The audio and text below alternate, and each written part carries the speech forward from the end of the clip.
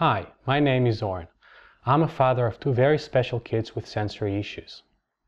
Working with both our kids over the years, each with his and her own sensory profile, has taught us a lot about sensory home programs. We've created sensory tips. One of the most tricky yet critical tips is to set the right challenge for your child. We all love challenges. They help us do things. But if we set the challenge to be too easy, it's not interesting enough for them. And if we set the challenge to be too difficult, they may get frustrated very soon, especially if they're impatient like my kids are. For example, my little girl, who's identified as a seeker by occupational therapist, she's supposed to do some jumping activities. So we were happy. We have a trampoline we bought for her brother 6 years ago. We thought we'd just put her on a trampoline, show her how to jump, and that's it. But she couldn't make it. She tried a couple of times and couldn't jump. So she got frustrated, and stubborn as she is, she didn't want to come anywhere near the trampoline again.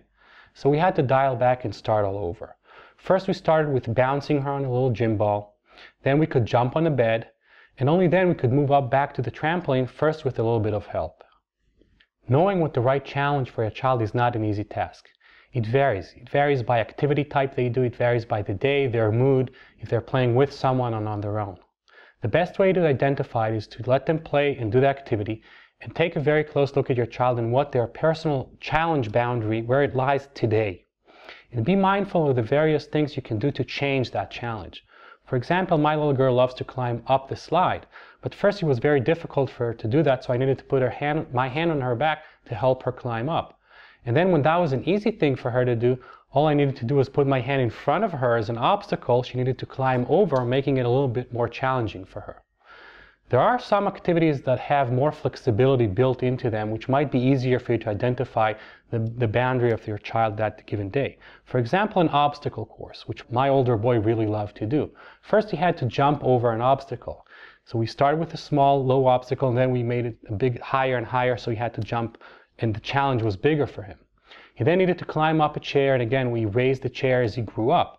Then he needed to carry something of different weights from one side of the room to the other. And then finally he was hanging from a bar. First he was just hanging by his hands, then he had to lift his feet up to his hands, and finally he had to do chin-ups. All of these activities help you set the right challenge for your child.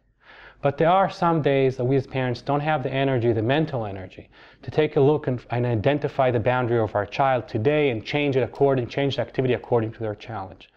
So there are some activities you need to be aware of that are easy to identify the challenge, because you don't need to pay attention for it, you just feel it. Things like play pull with a scarf, or push against each other's hands with resistance, or let them push open the door against your resistance. So our sensory tip here is to first pay attention to your child and see where his personal boundary lies today. Choose activities that have flexibility in setting the right challenge, and be mindful of the various degrees that you can create of the challenge.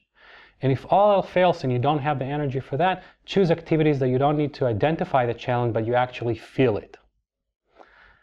Over the past 7 years, my wife, who's a neuropsychologist, and I have learned a lot about adherence to sensory home programs. So we've created SensoryTreat to help parents adhere to sensory home programs by using our apps, our magnets, and our sensory tips. This short video was about the sensory tip of how to set the right challenge for your child. We hope it helped, and thank you for watching.